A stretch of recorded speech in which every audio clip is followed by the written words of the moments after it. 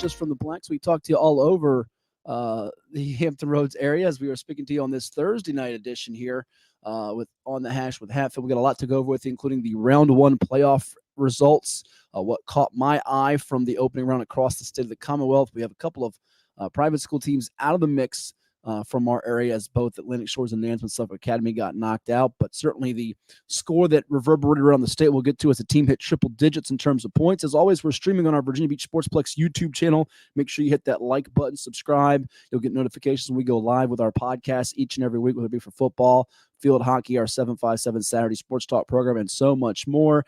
And, of course, when you get that, you can also check out the archived broadcasts and episodes we have for you. We're also streaming on VirginiaPreps.com, on Twitter or X at 757 Sports Talk, and on Facebook, courtesy of the Virginia Beach Sportsplex Facebook page, as well as the YouTube page, and the folks from Hometown Sports Productions. All right. One of the games I was out at last Thursday before I had to catch a plane to go to Muncie, Indiana with the Old Dominion men's basketball team, and then check out and call the Monarchs game against Ball State, as well as the game on Monday night against the Arkansas Razorbacks. Well, it was a game in Region 5A. Thanks to them moving their games up for the quarterfinals to Thursday night, I was able to get some games in from Thursday night's action, and one of those games was out in Chesapeake, where you had the Indian River Braves play host to the Bayside Marlins, and that was an interesting game from the standpoint of Indian River beat Bayside a couple years ago in the first round at Bayside in the 5-4 game. This time they're hosting them. They look like they were going to be on the outside of the playoff picture looking in until they beat Nansemond River late in the year, and they've gotten some steam going here and looking like a team that, as a 3 seed, they once were on the outside the top 8 around early to mid-October. They have a very good chance to maybe even win this region in 5A, where certainly all year long Green Run has been viewed as the favorite. Stallions had a bit of a scare, as we'll show you on the playoff scores scrolling across our ticker from round one.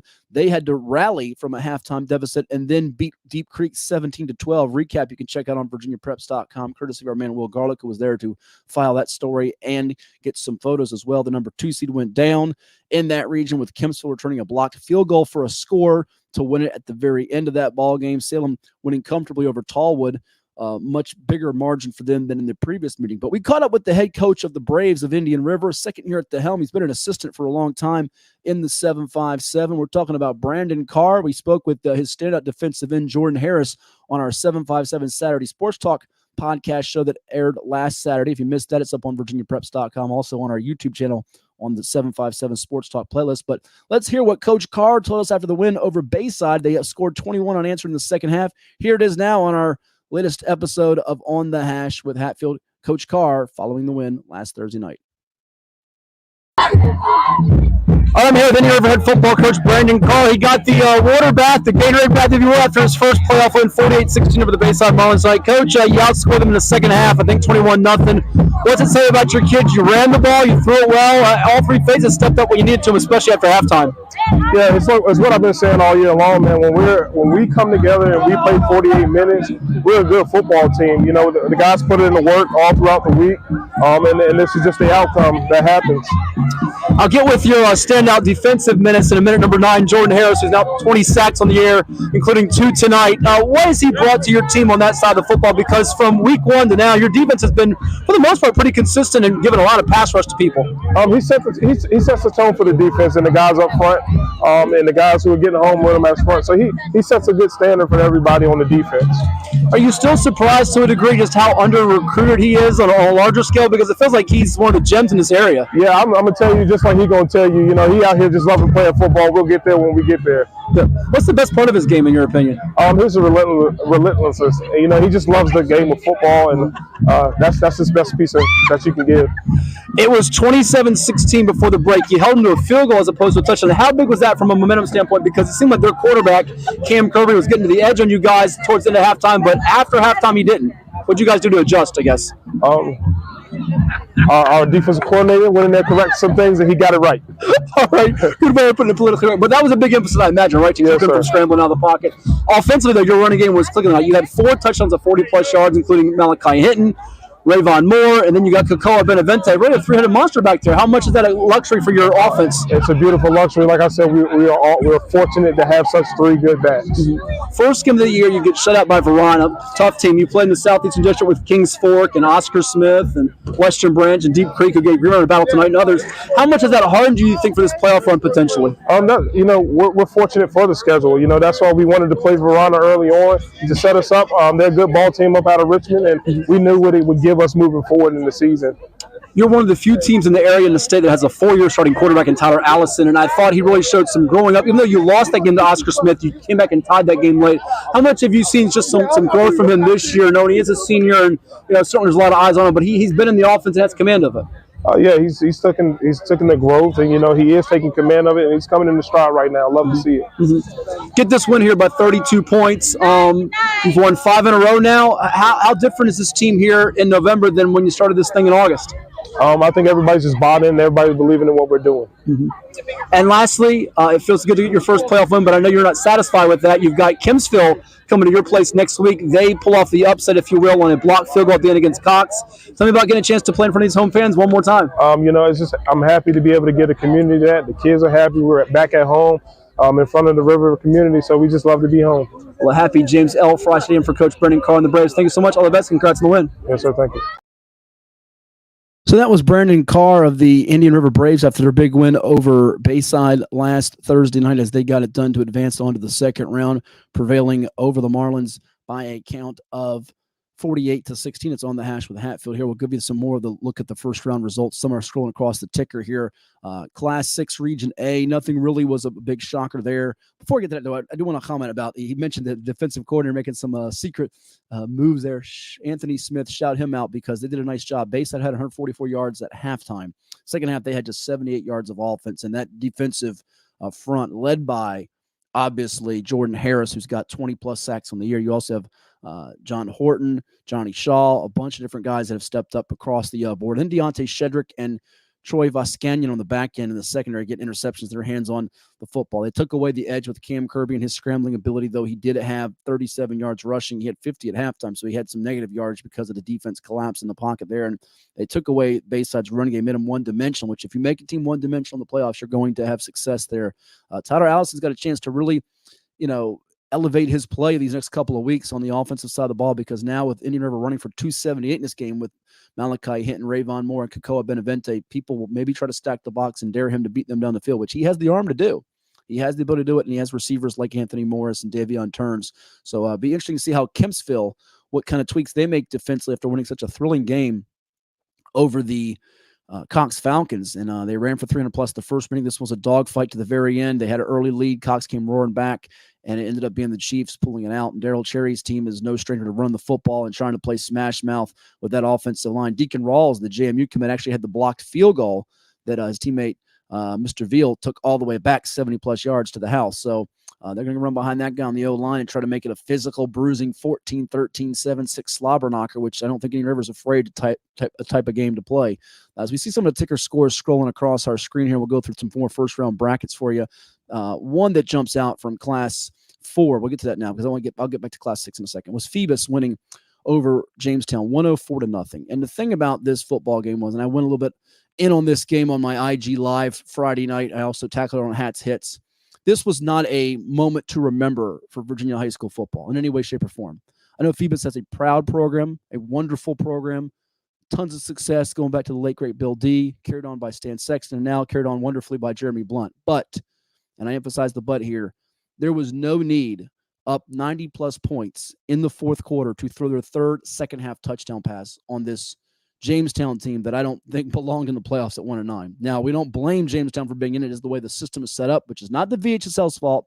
It's the way the regions, did not have the foresight to fix this when it was prompted to them by one of the ADs in the region at the time that we should address this, folks and gals and ladies and gents, and they didn't want to do it.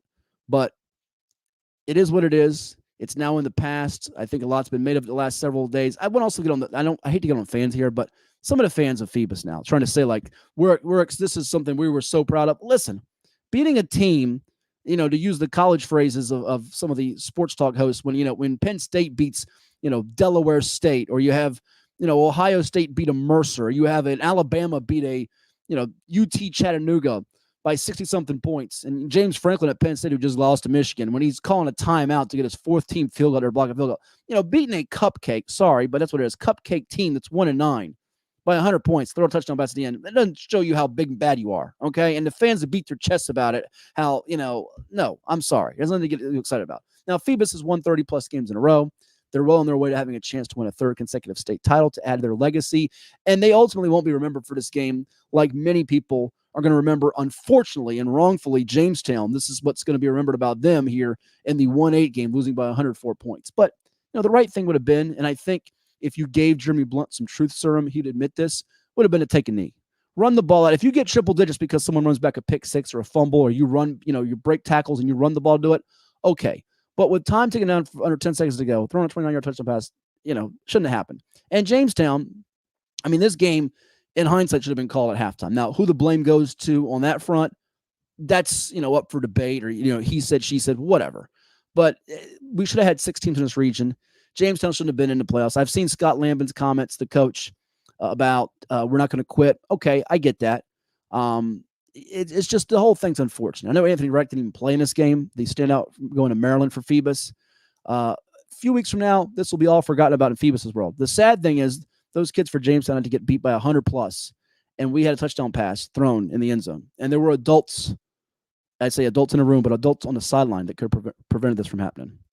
Okay, so, it leaves a bad taste in my mouth. I'm in Arkansas, and all anybody wanted to talk about on my phone, messaging me, was this 104-point beatdown of Jamestown.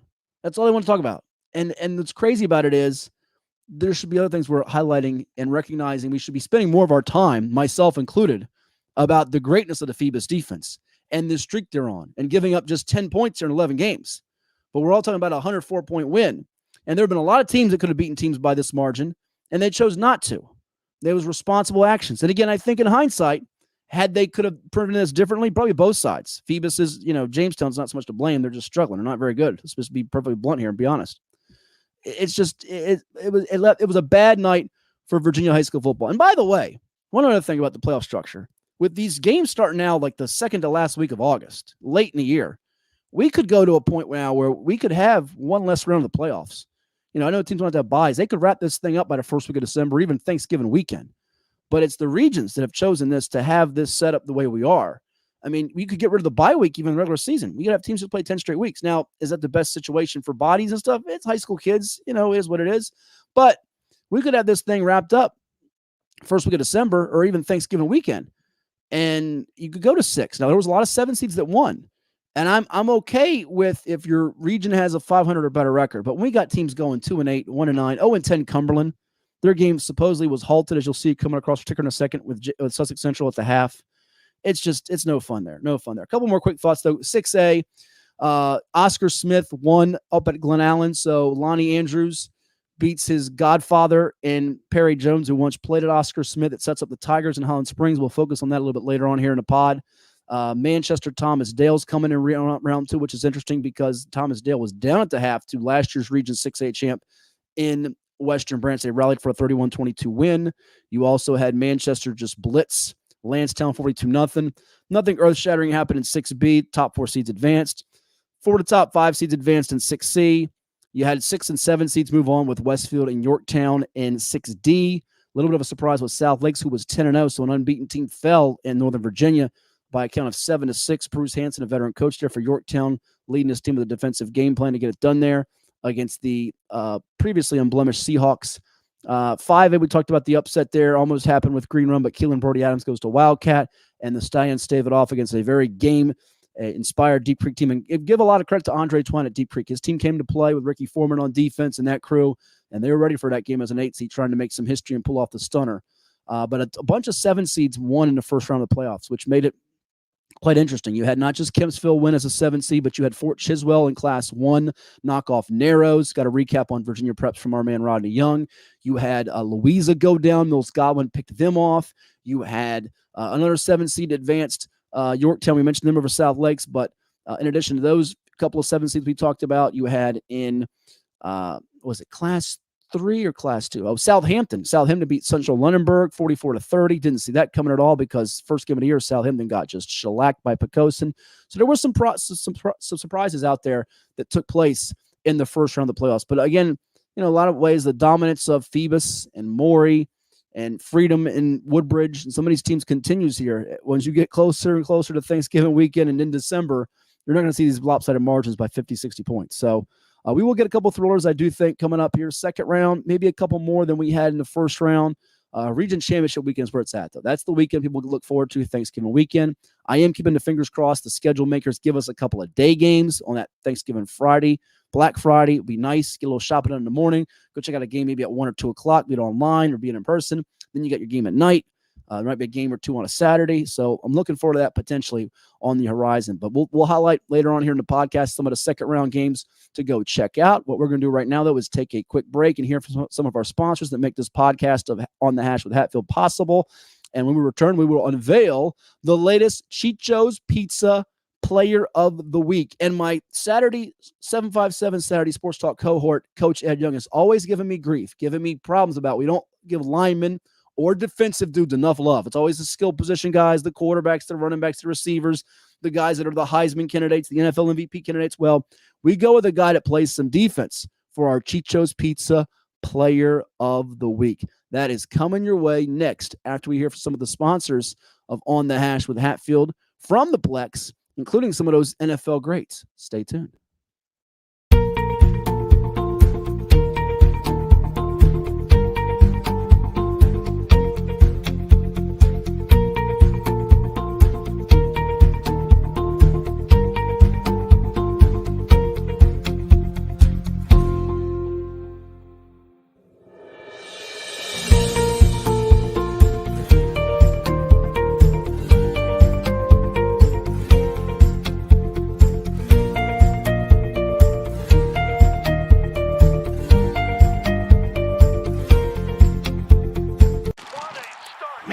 I wish I was out there.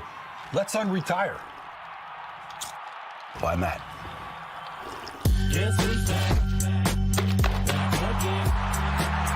Ready, Moss. Dan Marino? You alright? Hey, Grandpa! Grandpa? I still got it. 22. 22.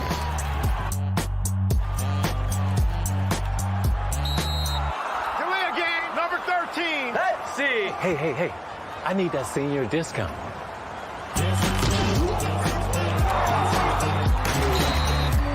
That's the case.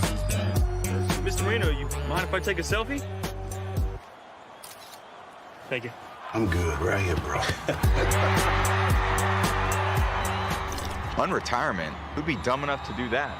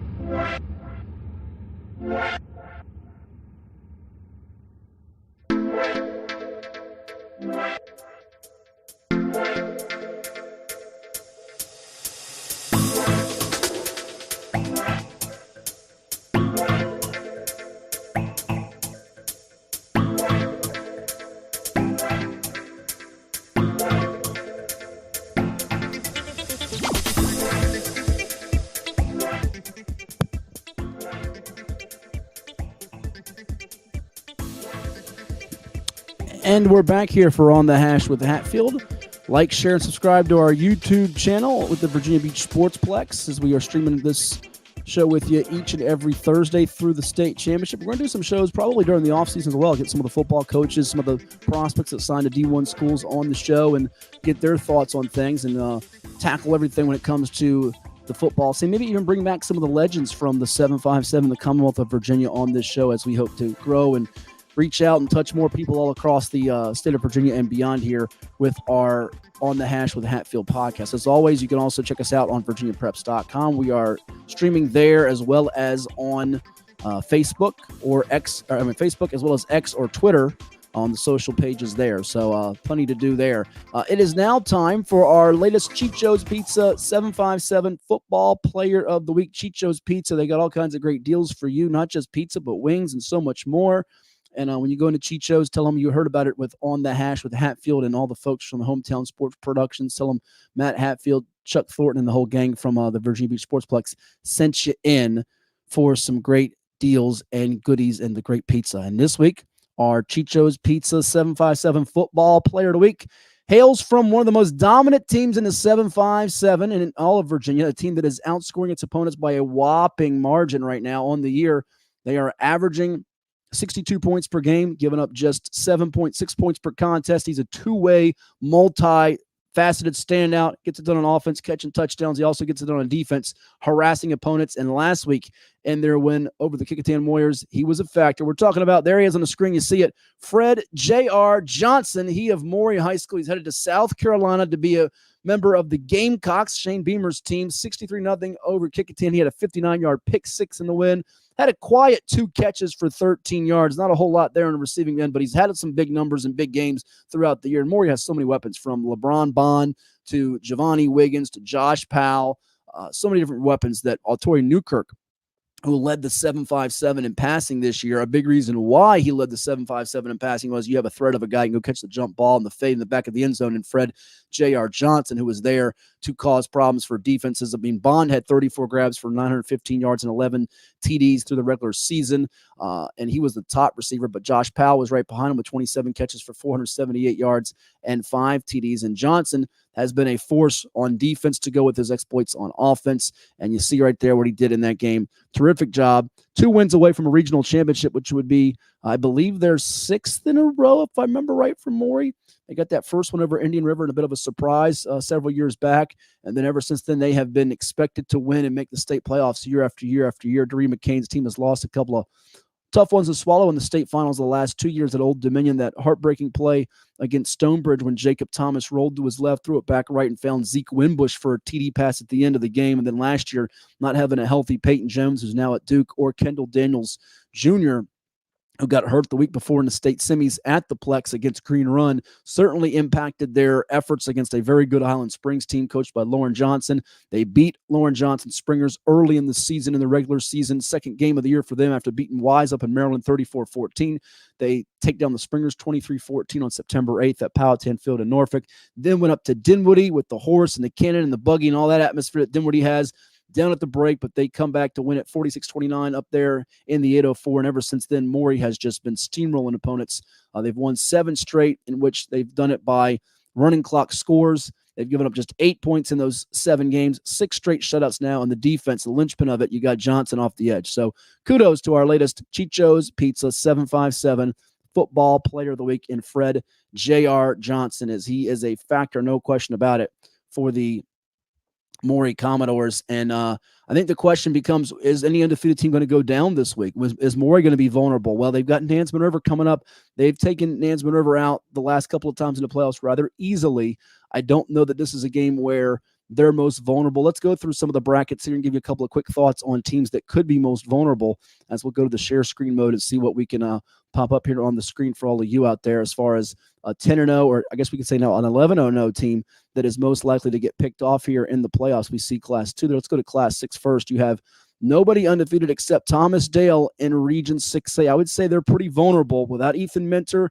They lost to Manchester a year ago in the postseason. It was a good ball game late, but they had trouble with Western Branch. They've been getting by, but this Manchester team seems to be clicking, and they have a force, much like Maury does with Johnson, off the edge on defense, who can really cause problems for opponents. And we're talking about, for them, Makai Byerson, Remember, his dad was a big-time basketball player. I think that could be a vulnerability of about a 50 to 60% mode there for Thomas Dale. Below that, you've got a couple of undefeated teams squaring off with Battlefield and Mountain View, so somebody's going to get picked off in that game. I give the slight edge right now to Battlefield. Greg Hatfield's Bobcats, I think, a little bit more crisp on defense, but again, pass rushing forces that can wreck games. You got Johnson at Maury, Jordan Harris at Indian River we've talked about. You've got Byerson at Manchester. Mountain View's got Eric Mensah, who's going to The Ohio State University, and he is a very disruptive force, can bull rush it inside out. He's hard to block, so Battlefield's going to have to shed its protection to take him out of the game, or at least neutralize him, minimize his impact on the football game. Freedom has Colonial Forge. Some interesting notes there. Daryl Overton, coach of Freedom, once was on Bill Brown's staff at Colonial Forge as the father of the current Colonial Forge head coach, and John Brown. So there's a familiarity factor there. I just think Freedom has too much speed and weapons, although Forge will have a good game plan and probably make it a game for 2 or 3 quarters there. Nobody undefeated in 6C. Nobody undefeated in 6D. The team that was unbeaten went down in South Lakes last week. We'll get to some more brackets here as far as picks go in our last segment of the podcast here on this terrific Thursday. Green Run, vulnerability against Salem. Well, you would think so. They just had a 17-12 squeaker, and Salem seems to be playing its good football right now. Its best football, I should say. They don't have a Jason Scooter Williams at quarterback, so that hurts you, but 54-7 last time they played on October 20th. I think Green Run will bounce back with a much sharper effort and probably have an easier time in this round than the last round, where Deep Creek kind of came at them with a slower tempo between the tackles type of approach. We'll see if Salem can mimic it or mirror it in any way here in this rematch. Maury against Nansman River, unless Al Kendrick Overton goes nuts, and I don't see that happening with the way Maury's defense is playing. Kings Fork is undefeated, and they're very vulnerable. I put it just like the Thomas Dale game, 50 to 60% here. They're playing on a Warwick defense that has given up all year, basically single digits to everybody they've played except Phoebus, who got 10 on them, which is not a whole lot. And Javon Ford, his health and effectiveness very much in doubt. He hurt his shoulder late in that game against Bethel, 49-7 last Thursday night. And I think Warwick's defense, even if Ford was healthy and at full strength, Kings Fork would have a hard time moving the ball and sustaining drives against that Warwick defense, which is really, really good, by the way. 5C, Patrick Henry Roanoke went down last week. There's no unbeaten team there. 5D, nobody undefeated there.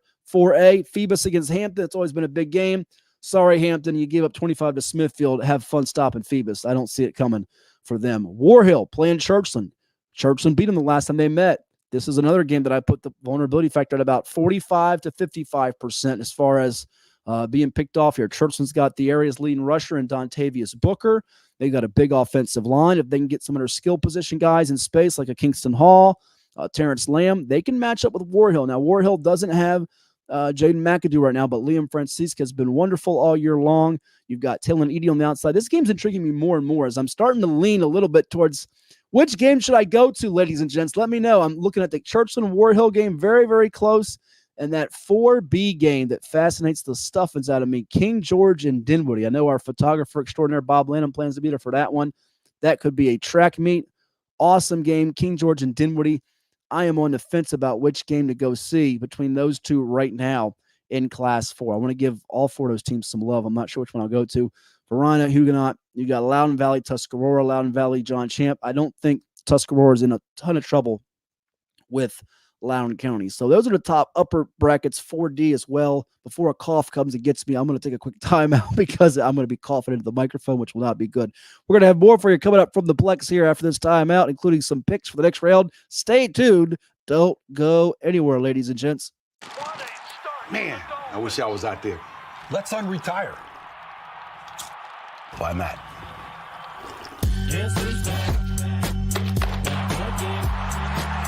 Randy Moss. Dan Marino?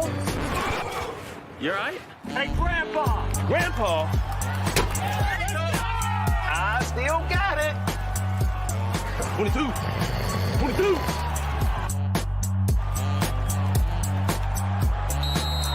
Kalia game, number 13. Let's see. Hey. I need that senior discount.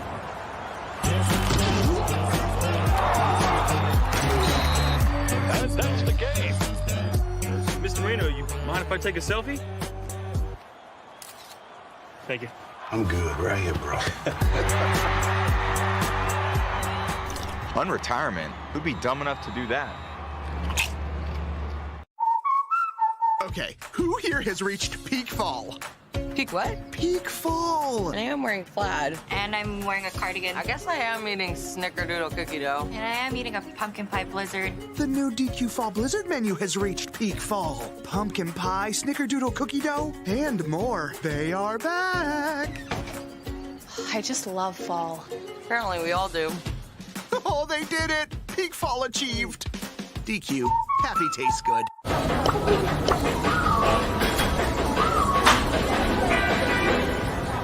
Every year, thousands of athletes disappear in clutch moments due to falling hydration levels. I used to go missing all the time. I let everyone down. I even let Shannon Sharp down. Yeah, you let me down. They've been told how you feel yourself doesn't matter, that electrolytes are all the same. Then just like that, they're gone. Get yourself back in the game. Get yourself a Gatorade. Could be the difference between dominating and disappearing. Gatorade, rehydrate, replenish, refuel.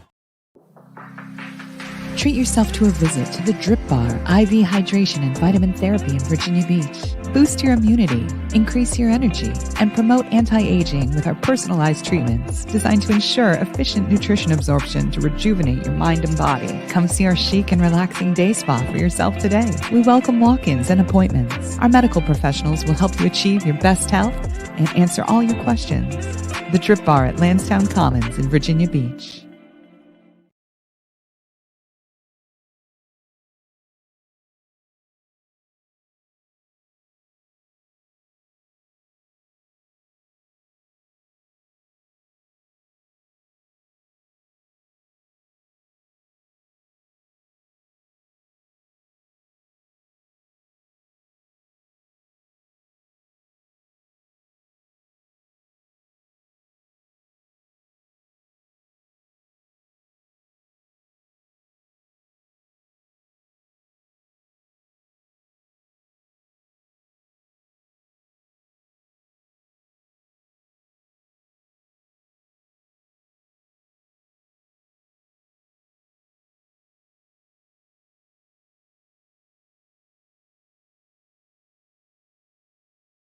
Here on this episode of On the Hash with Hatfield. Make sure you like, share, and subscribe to our YouTube channel.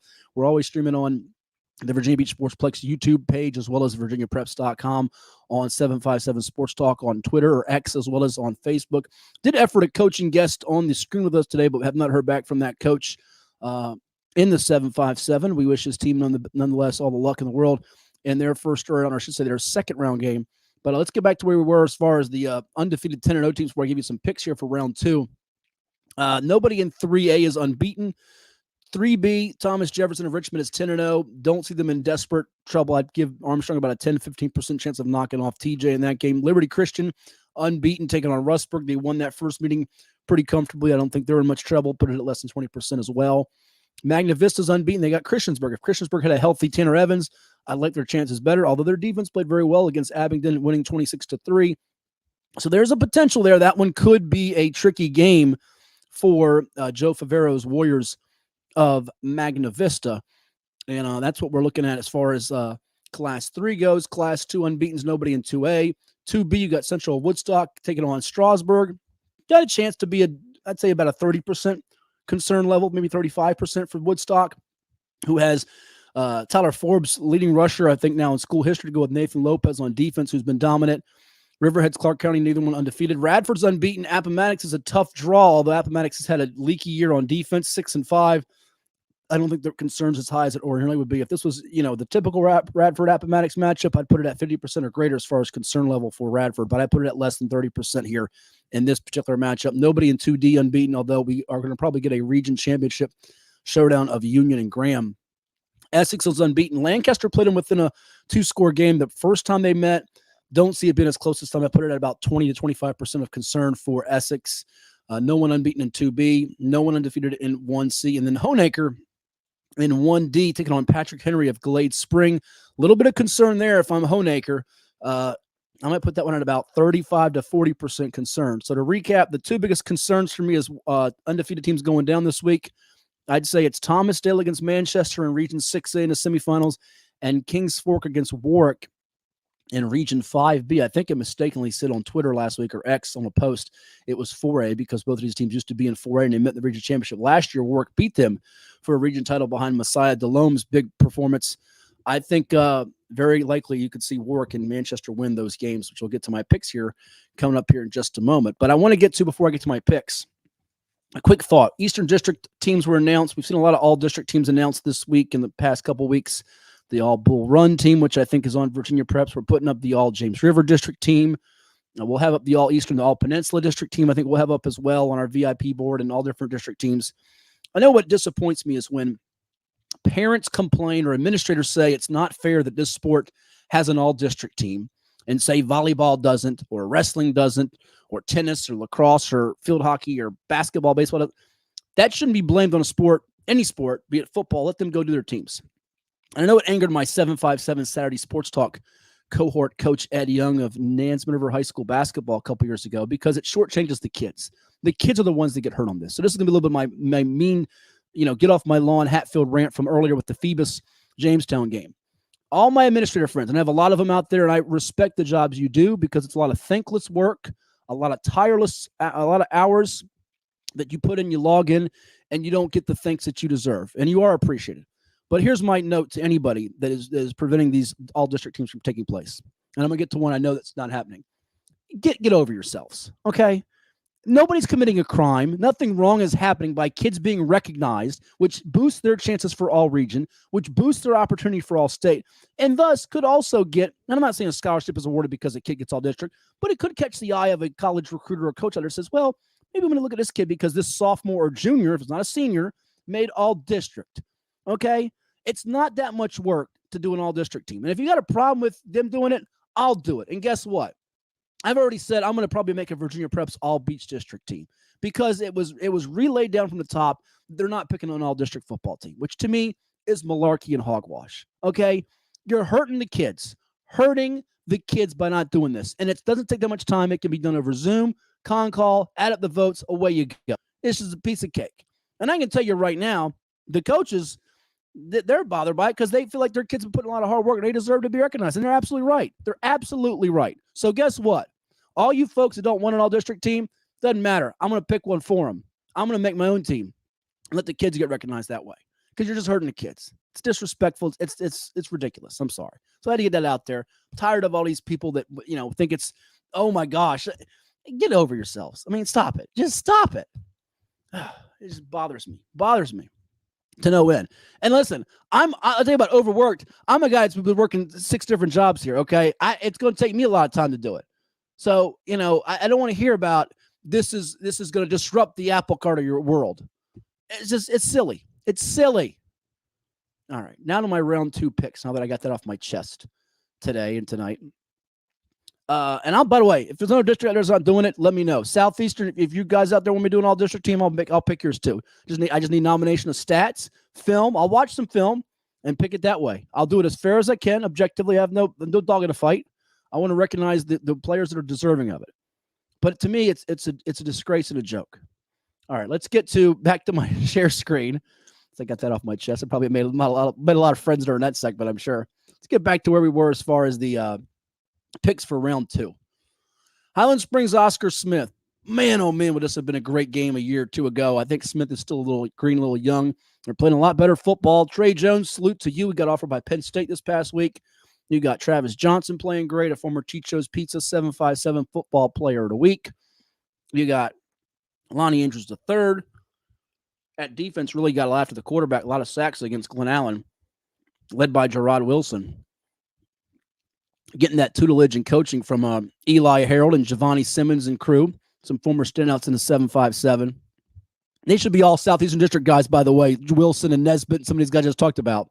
That bothers me. They didn't do an all Southeastern District team too. I mean, this is just silly, beyond silly. Anyways, sorry, Tigers fans. I love you. I know Christian Martin has probably not been as razor sharp or as consistent as last year. Nonetheless, he's still a very good quarterback with command of the offense, comes through in the clutch. I think this will be tight early, but I think the Springers will pull away and probably win us by 3 scores. Might be a deceiving final, but I got to take Lauren Johnson's team here. I think they're going to start to get clicking here for a possible showdown coming up in the state playoffs with Freedom for the championship, although the Manchester Thomas Dale winner is going to have a lot to say about this, and Manchester wants revenge for that close loss earlier in the year in a high-scoring game. I'm going to go with the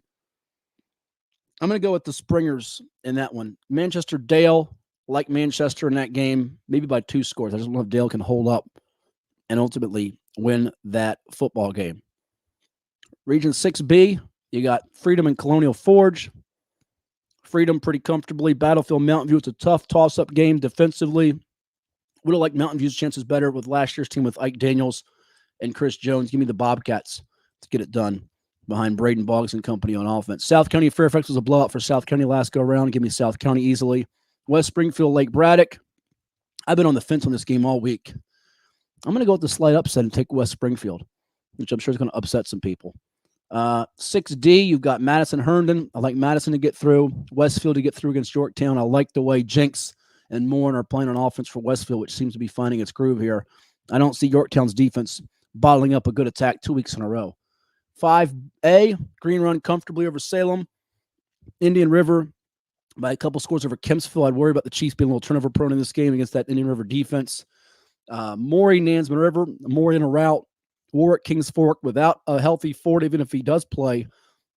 I have my concerns for Kings Fork in this game. I think Warwick wins it something like maybe 20-10.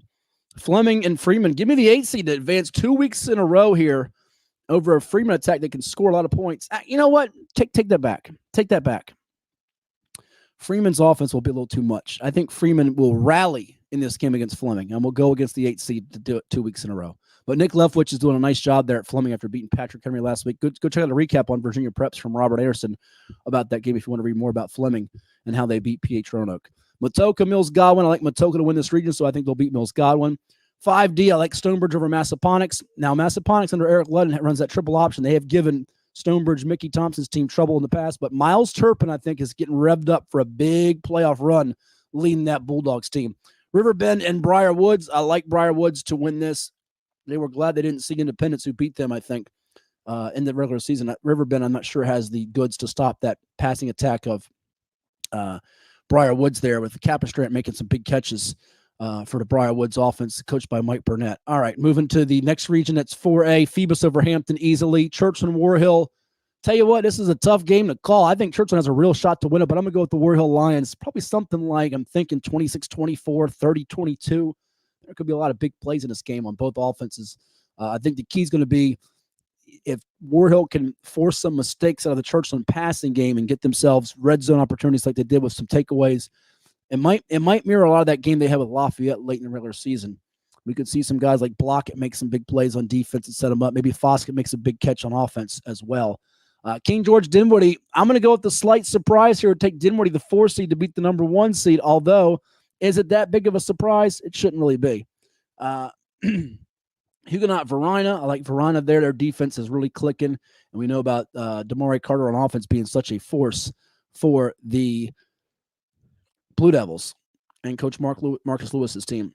And in 4C, I'm going Tuscarora to play John Champ in that region final. Sorry for the Loudons County and Valley. Basketball season are coming for you guys. Salem, Hanley. Give me Salem in a rout behind Peyton Lewis and Chris Cole. EC Glass, Jefferson Forest. I want to pick Glass, but the first meeting was 23-0 Jefferson Forest. I took Jefferson Forest to lose last week to GW Danville, so I won't make the same mistake twice, and I'll pick Jefferson Forest to keep this resurgent year going for them in a big, big way.